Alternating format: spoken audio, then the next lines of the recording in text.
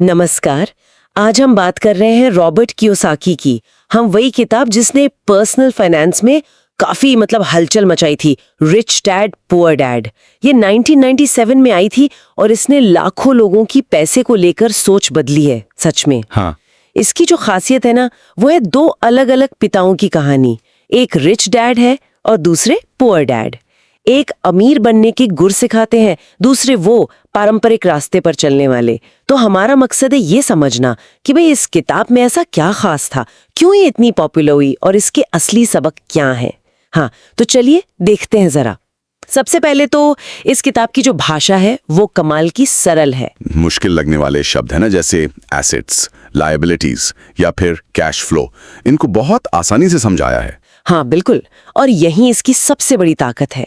ये सिर्फ जानकारी नहीं देती, बल्कि सोच बदलने पर मजबूर करती है। अच्छा, नौकरी की सुरक्षा से आगे बढ़कर वित्तीय आजादी तक सोचने के लिए आप सिर्फ कर्मचारी नहीं, बल्कि एक निवेशक या उद्यमी की तरह कैसे सोचें।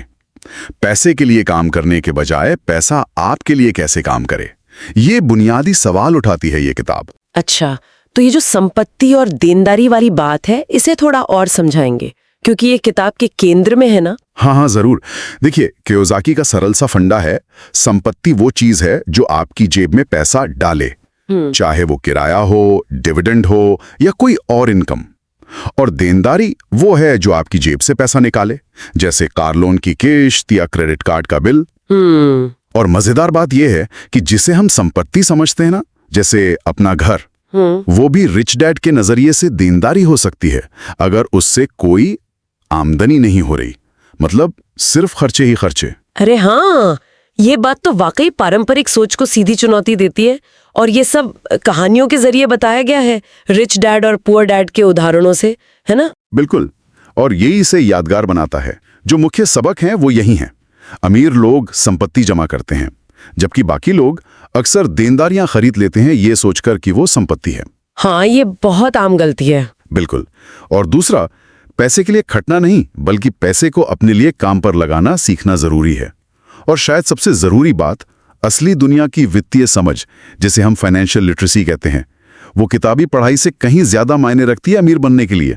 शोध में इन दोनों पिताओं की सोच का एक दिलचस्प फर्क भी दिखाया गया है। जैसे पैसे को लेकर रिच डैड कहते थे कि इसे संभालना और बढ़ाना सीखो, जबकि पुअर डैड का जोर अच्छी तनख्वाह वाली नौकरी पर ही रहता था। सही कहा। या फिर जोखिम लेने की बात ले लीजिए। रिच डैड मानते थे कि जोखिम को मैनेज करना सीखो, उसे समझो, जबकि पुअर डैड वो कहते थे कि भाई सुरक्षित चलो, ज्यादा जोखिम मत लो। ये दो बिल्कुल अलग दुनियाएं हैं सोचने की। ये तो है, लेकिन इतनी लोकप्रियता के बावजूद इस किताब पर सवाल भी उठे हैं। स्रोत बताते हैं कि इसमें पैसा बनाने के कोई ठोस प्रैक्टिकल तरीके या रणनीतियां नहीं बताई गई हैं। ये सुनने में तो अच्छा लगता है, पर असल में करें क्या, ये सवाल आता है मन में। ये आलोचना बिल्कुल जायज है। इसे एक क्या कहते हैं, प्रेरणा देने वाली किताब की तरह ज्यादा देखा जाता है। कोई स्टेप बाय स्टेप गाइड नहीं है ये। सही। कुछ लोग ये भी मानते हैं कि इसमें वित्तीय दुनिया को थोड़ा ज्यादा ही सरल करके दिखा दिया है, जबकि हकीकत तो कहीं ज्यादा पेचीदा होती है ना। हाँ, वो तो है। और हाँ, इस पर भी बहस होती रही है कि रिच डैड असल में थे भी या वो महज एक काल्पनिक किरदार है। और कुछ कहानियां थोड़ी बढ़ा चढ़ाकर बताई गई लगती हैं। अच्छा, ये भी एक पॉइंट है। एक और बात उठाई जाती है कि ये रियल एस्टेट पर कुछ ज्यादा ही जोर देती है, जो शायद हर किसी के लिए, खासकर नए निवेशकों के लिए, ना तो उतना आसान है और न ही हमेशा सुरक्षित। हाँ, ये भी एक पहलू है। किताब के सिद्धांत अपनी जगह ठीक हैं, पर उन्हें अपनी परिस्थिति के हिसाब से ढालना बहुत जरूरी है। ये नहीं कि आंख बंद करके बस रियल एस्टेट में कूद पड़े। बिल्कुल। किताब के कुछ वाक्य तो बहुत मशहूर हुए हैं, जैसे स्रोत में भी जिक्र है, गरीब और मध्यम वर्ग पैसे के लिए काम करते हैं, अमीरों का पैसा उनके लिए काम करता है। हाँ, ये लाइन तो बहुत पावरफुल है। और एक और, आप कितना पैसा कमाते हैं ये जरूरी नहीं, आप कितना पैसा रखते हैं ये जरूरी है।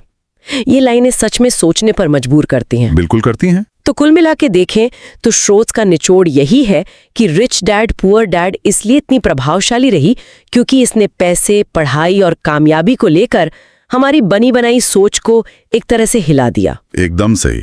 भले ही इसमें आपको सटीक निवेश प्लान ना मिले, लेकिन ये वो मानसिक नींव रखती है, वो माइंडसेट देती हैं जो किसी को भी अपने वित्तीय भविष्य की बागडोर खुद संभालने के लिए प्रेरित कर सकती है।